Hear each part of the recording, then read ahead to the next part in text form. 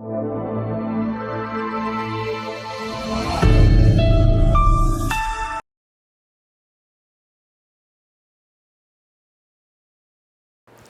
प्यारे बच्चों, कैसे हैं आप? आशा करती हूँ आप सभी अच्छे होंगे। तो आज हम शुरू करने जा रहे हैं वाणी पब्लिशर्स की कक्षा 8 की पुस्तक विज्ञान की दुनिया। तो आइए बच्चों, आज हम शुरू करने जा रहे हैं पाठ 4, जिसका नाम है रक्त की संरचना, यानी कि स्ट्रक्चर ऑफ ब्लड। शरीर पर खरोंच लगने या कहीं पर कट जाने से लाल रंग का बहने वाला तरल पदार्थ आपने देखा होगा। यह रुधिर या रक्त होता है। रक्त सभी कशेरुकीय जंतुओं में पाया जाता है, जैसे मछली, मेंढक, छिपकली, चिड़ियों तथा बकरी या मनुष्य में। कुछ अकशेरुकीय जंतु में भी रक्त पाया जाता है, परंतु वह लाल रंग का ना होकर अन्य रंग का होता है। क्या आपने केंचुआ, घोंघा में लाल रक्त देखा है? रक्त की संरचना कैसी होती है? रक्त क्या है? यह शरीर में कहाँ पाया जाता है और इसका मानव के लिए क्या महत्व है? आइए इसके बारे में जानकारी प्राप्त करते हैं। अगला है रुधिर की संरचना। मनुष्य के रक्त की तैयार स्लाइड का सूक्ष्मदर्शी द्वारा शिक्षक की सहायता से निरीक्षण करें। क्या देखते हैं कि मनुष्य के रुधिर में 2 भाग होते हैं। सबसे पहला रुधिर कणिकाएं तथा प्लाज्मा। रुधिर कणिकाएं, रुधिर का लगभग 40% भाग इनसे बनता है। ये 3 प्रकार की होती हैं: लाल रुधिर कणिकाएं और श्वेत रुधिर कणिकाएं तथा रुधिर प्लेटलेट्स। लाल रुधिर कणिकाएं। उपरोक्त स्लाइड के अध्ययन में आपने देखा होगा कि कुछ रुधिर कणिकाएं गोल, तश्तरी नुमा तथा दोनों ओर से पिचकी होती हैं। ये लाल रक्त कणिकाएं हैं। ये समस्त रक्त कणिकाओं का 90% होती है। प्रत्येक लाल रुधिर कणिका प्लाज्मा झिल्ली जीवकला के आवरण से ढकी होती हैं और केंद्रक विहीन होती हैं। रक्त का रंग लाल क्यों होता है? इसमें हीमोग्लोबिन नामक रंग युक्त प्रोटीन होता है। ये रक्त को लाल रंग प्रदान करती है। लाल रुधिर कणिकाएं शरीर में अस्थियों की अस्थि मज्जा में बनती है। भ्रूण में ये कणिकाएं यकृत तथा प्लीहा में बनती हैं। अगला है लाल रुधिर कणिका के कार्य। मानव शरीर में ऑक्सीजन तथा कार्बन डाइऑक्साइड गैसों का कोशिकाओं तक आदान प्रदान रक्त के द्वारा होता है। रक्त की लाल रक्त कणिकाएं ही ऑक्सीजन तथा कार्बन डाइऑक्साइड से बंध बनाकर उनका परिवहन करती हैं। फिर है श्वेत रुधिर कणिकाएं। आपने स्लाइड में लाल रुधिर कणिकाओं की अपेक्षा बड़ी तथा केंद्रक युक्त कणिकाएं भी देखी होंगी। ये श्वेत रुधिर कणिकाएं होती हैं। श्वेत रुधिर कणिकाएं अमीबा के समान अनियमित आकार की होती हैं। इनमें कोई व्यापक वर्णक नहीं होता है, इसलिए ये रंगहीन होती हैं। ये प्लीहा में बनती हैं। इनका जीवन काल 1 से 4 दिन तक का होता है और ये कणिका कई प्रकार की होती हैं। अगला है श्वेत रुधिर कणिकाओं के कार्य।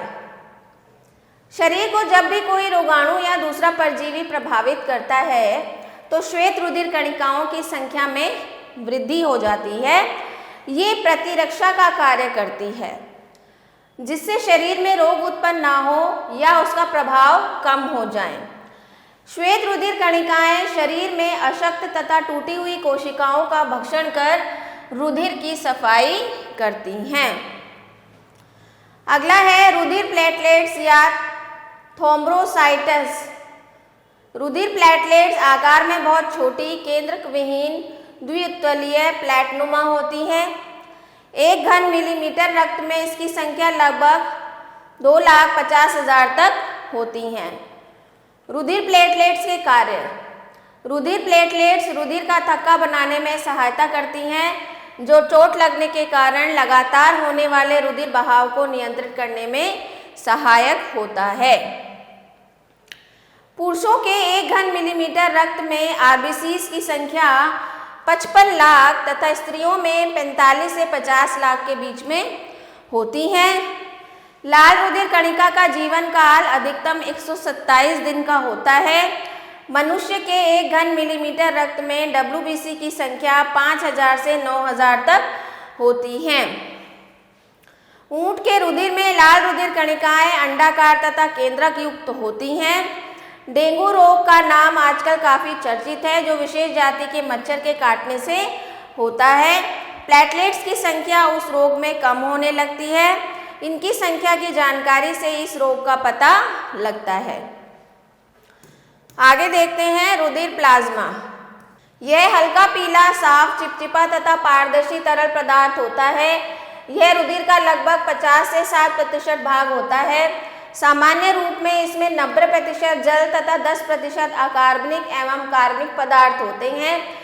अकार्बनिक क्षारीय लवणों के कारण रुधिर प्लाज्मा क्षारीय होता है। कार्बनिक पदार्थों में प्रोटीन, ग्लूकोज, वसा, अम्ल तथा हार्मोन्स विद्यमान होते हैं। आपने जाना कि रुधिर जो कि लाल रंग का बहता हुआ तरल पदार्थ दिखाई देता है, उसमें भी कोशिकाएं होती हैं। अतः यह एक तरल संयोजी ऊतक है जो विभिन्न पदार्थों को पूरे शरीर में परिवहन करता है। रुधिर के कार्य। अब तक आप जान चुके हैं कि शरीर में रुधिर अनेक महत्वपूर्ण कार्य करता है, जैसे रुधिर ऑक्सीजन तथा कार्बन डाइऑक्साइड का परिवहन करता है। रुधिर पोषक पदार्थों तथा उत्सर्जी पदार्थों का परिवहन करता है। बाहर से आए जीवाणु एवं विषाणुओं से श्वेत रुधिर कणिकाओं द्वारा शरीर की रक्षा करता है, अर्थात रोगों से बचाव करता है। रुधिर को जमाकर बाहर बहने से रोकता है तथा घाव भरने में सहायता करता है। अन्य पदार्थों जैसे हार्मोन व एंटीबॉडीज आदि का परिवहन करता है। अगला है रुधिर का जमना तथा इसके लाभ। शरीर के किसी भी अंग के कट जाने पर रुधिर बहने लगता है। इसका क्या कारण है? क्योंकि रक्त नलिकाओं के कट जाने से रुधिर बाहर निकलकर बहने लगता है। बहता रक्त थोड़े समय बाद गाढ़ा होने लगता है और अंत में एक परत की तरह कटे स्थान के ऊपर जम जाता है। परंतु दुर्घटनाओं की स्थिति में जब रक्त का बहाव ज़्यादा होता है तब रुधिर जमने की प्रक्रिया नहीं हो पाती है, जिससे निरंतर रक्त बहने की स्थिति में मृत्यु की संभावना बढ़ सकती है। अगला है रुधिर कैसे जम जाता है। रुधिर का जमना एक रासायनिक क्रिया है। रुधिर जमने की संपूर्ण प्रक्रिया विभिन्न चरणों में पूरी होती है। शरीर के क्षतिग्रस्त स्थान की रुधिर कोशिकाएं फट जाती हैं और रुधिर बहकर वायु के संपर्क में आता है। क्षतिग्रस्त ऊतकों से रुधिर की प्लेटलेट्स के विघटित होने से एक तत्व बनता है, जिससे प्लाज्मा में उपस्थित फाइब्रिनोजन नामक निष्क्रिय प्रोटीन फाइब्रिन में बदल दी जाती है, जो कि रेशे की भांति होती है। अनेक फाइब्रिन के रेशे क्षितिज स्थान के ऊपर जाल के रूप में जम जाते हैं। इन रेशों में रक्त कणिकाएं यानी कि आरबीसीज और डब्ल्यूबीसीज उलझ जाती हैं और क्षितिज स्थान पर लाल थक्का जम जाता है और रक्त का बहना रुक जाता है। थोड़े समय बाद क्षितिज स्थान से फाइब्रिन जाल से एक हल्के पीले रंग का द्रव्य निकलता है। क्या आपने कभी किसी चोट या घाव से निकलता हुआ ऐसा स्राव देखा है? इसे क्या कहते हैं? इसे सीरम कहते हैं। अगला है रुधिर वर्ग यानी कि ब्लड ग्रुप।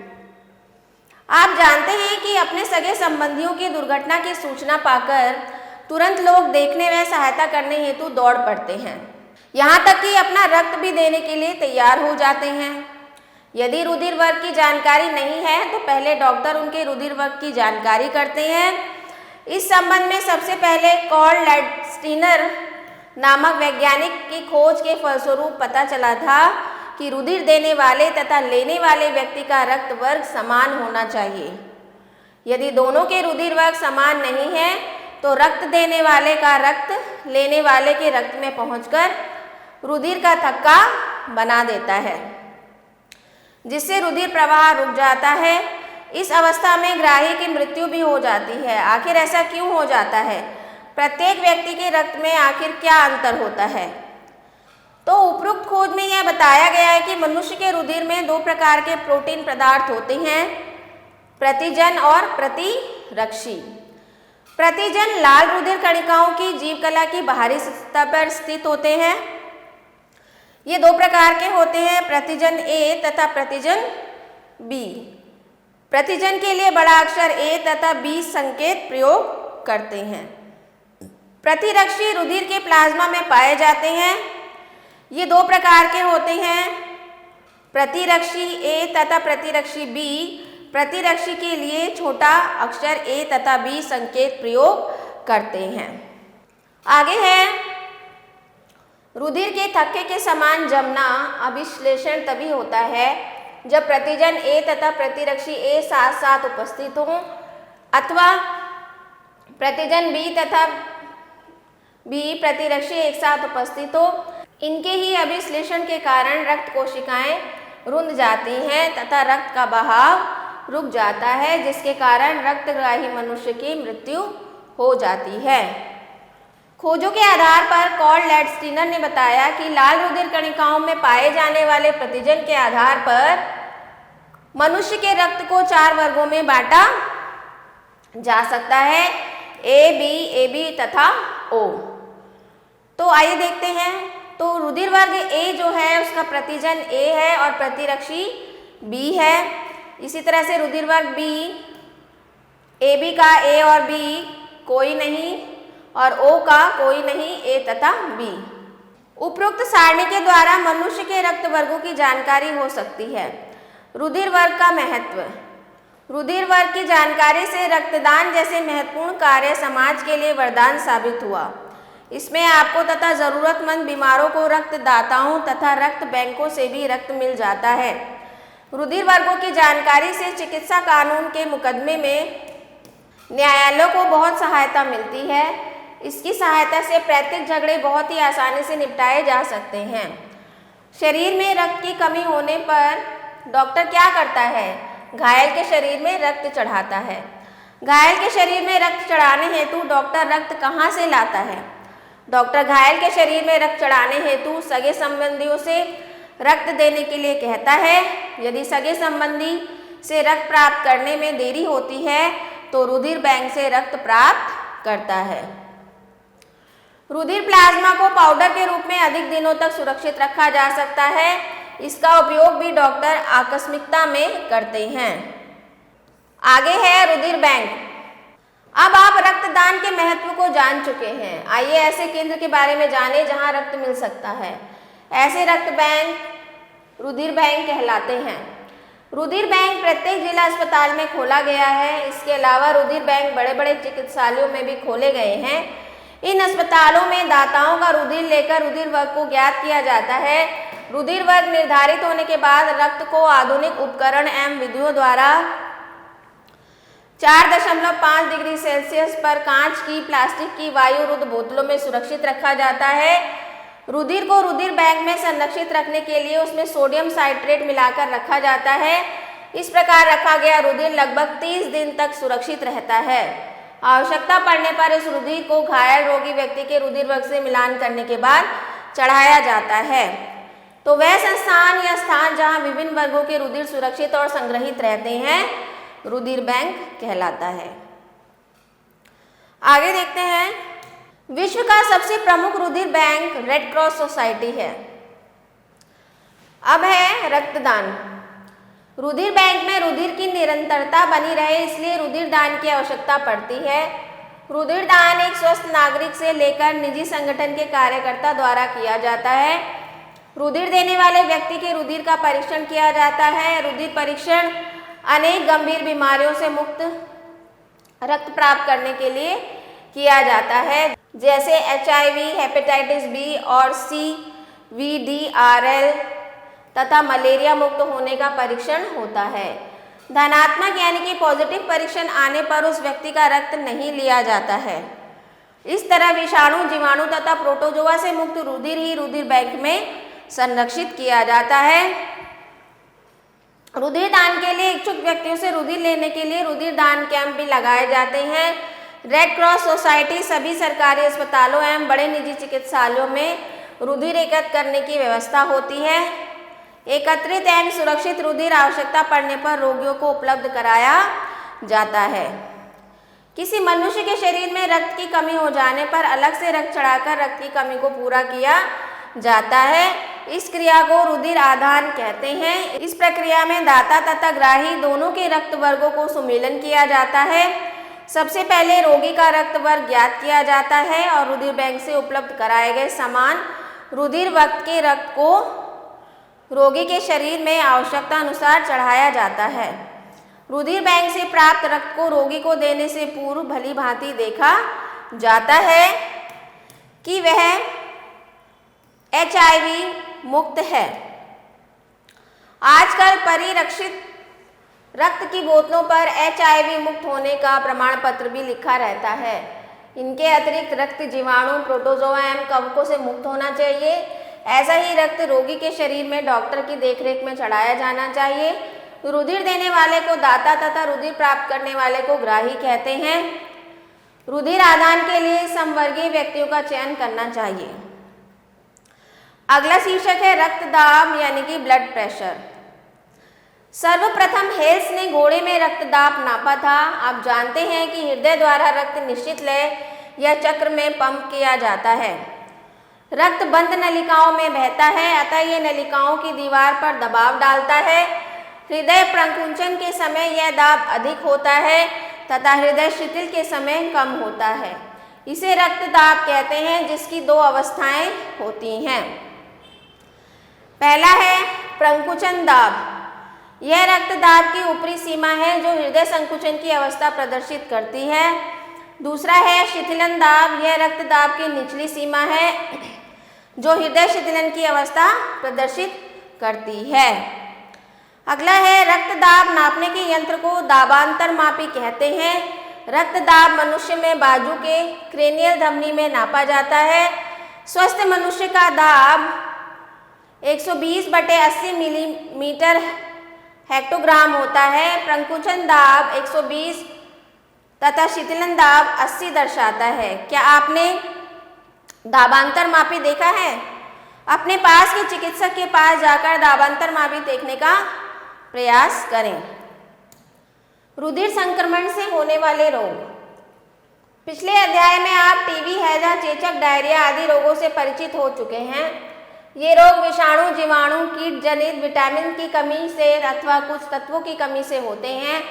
परंतु रक्त की कमी या रक्त में असामान्यता होने पर भी कुछ रोग हो जाते हैं, जैसे अनीमिया, पॉलीसाइथीनिया आदि। रुधिर संक्रमण से होने वाले कुछ रोग हैं हेपेटाइटिस बी, एड्स आदि।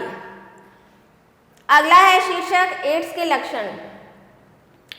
एड्स के रोगी में निम्नलिखित लक्षण पाए जाते हैं: भूख न लगना, शरीर में वजन में कमी, ज्वर, त्वचा पर ददोर, थकावट, रोग से लड़ने की क्षमता में कमी।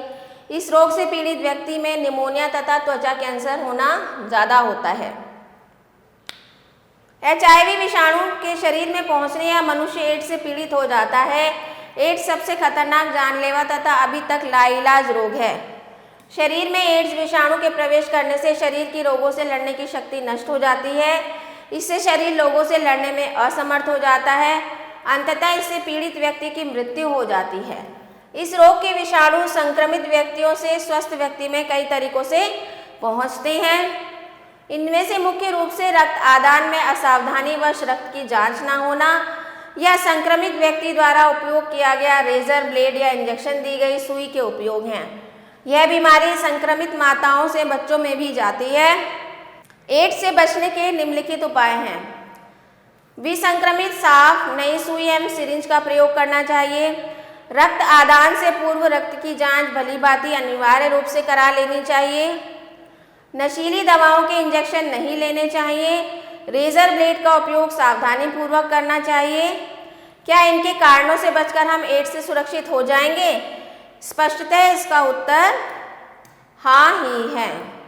इनसे एड्स नहीं फैलता तो कुछ लोगों के भ्रम हैं। तो एड्स संक्रमित व्यक्ति के साथ दैनिक प्रयोग की वस्तु का उपयोग करने से नहीं फैलता है, जैसे टेलीफोन, टाइपराइटर, किताब तथा कलम आदि। हाथ मिलाना, छूना, साथ उठना बैठना, आसपास खड़ा होना, एक दूसरे के कपड़ों को पहनने से एड्स नहीं होता है। एक ही कार्यालय, कारखाना आदि में साथ साथ काम करने से या उपकरणों को मिलाकर प्रयोग करने से भी एड्स नहीं फैलता है। साथ साथ खाने पीने तथा प्लेट, गिलास तथा अन्य बर्तनों को मिलाकर प्रयोग करने से भी एड्स नहीं फैलता है। खांसने, छींकने, हवा आदि से भी यह नहीं फैलता है। कीट पतंगों के काटने से जैसे मक्खी, मच्छर, जूं तथा खटमल आदि से भी एड्स नहीं फैलता है। 1 दिसंबर को विश्व एड्स दिवस कहते हैं। बंदरों में सर्वप्रथम एड्स का उद्भव हुआ है और उसके बाद ही मनुष्य में यह रोग फैला है। एलिसा परीक्षण से एड्स का पता लगाया जाता है। कुछ याद रखने योग्य बातें। मनुष्य के रुधिर में 2 भाग होते हैं, रुधिर कणिकाएं तथा प्लाज्मा। रुधिर का लगभग 40% भाग रुधिर कणिकाएं बनाती हैं। ये 3 प्रकार की होती हैं। रुधिर प्लेटलेट्स रुधिर का थक्का बनाने में सहायता करती हैं। रुधिर प्लाज्मा रुधिर का लगभग 50 से 60% भाग होता है। मनुष्य के रुधिर में 2 प्रकार के प्रोटीन पदार्थ होते हैं, प्रतिजन तथा प्रतिरक्षी। रुधिर वर्ग सर्वग्राही होता है। रक्त दाब मापने के यंत्र को दाबांतर मापी कहते हैं। एड्स को चिन्ह से व्यक्त किया जाता है, इस चिन्ह से व्यक्त किया जाता है। तो आइए कुछ एक्सरसाइज कर लेते हैं, अभ्यास कर लेते हैं। तो पहला प्रश्न है, निम्नलिखित में से सही विकल्प का चयन कीजिए। तो पहला है, रुधिर का थक्का बनाने वाली रुधिर कणिका का नाम क्या है? रुधिर प्लेटलेट्स। दूसरा है, मानव रुधिर वर्ग की खोज सर्वप्रथम किस वैज्ञानिक ने की थी? तो ये की थी लैंडस्टीनर ने। तीसरा है, मनुष्य के शरीर में कौन से प्रोटीन पदार्थ पाए जाते हैं? तो वो है हीमोग्लोबिन। चौथा है, निम्नलिखित में से किसके कारण रुधिर का रंग लाल होता है? तो इसका उत्तर है हीमोग्लोबिन। और कौन सा रुधिर वर्ग सर्वग्राही होता है? तो इसका उत्तर है ओ। तो देखते हैं अभ्यास ख, रिक्त स्थानों की पूर्ति कीजिए। तो पहला है, सर्वप्रथम हेल्स ने घोड़े के रक्त दाब नापा था।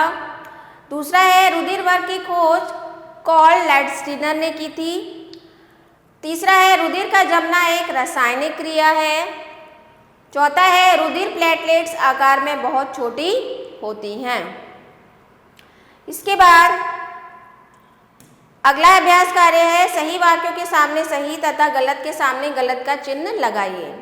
तो मनुष्य की लाल रुधिर कणिका केंद्रक युक्त होती है, बिल्कुल सही है। खांसने तथा छींकने से एड्स फैलता है, गलत कथन है। रुधिर वर्गों से रुधिर आदान में सहायता मिलती है, बिल्कुल सही बात है। रुधिर वर्गों का निर्धारण एंटीजन द्वारा होता है, यह कथन भी सही है। और स्वस्थ मनुष्य का रक्त दाब 120 मिलीमीटर Hg होता है, तो इसका आंसर होता है 120/80। तो ये थे आपके अभ्यास कार्य। आशा करती हूँ आपको समझ में आ गए होंगे। तो मिलते हैं अगले चैप्टर में। तो आशा करती हूँ बच्चों आप सभी को वीडियो अच्छे से समझ में आया होगा। तो मिलते हैं आपसे अगले वीडियो में। आभार।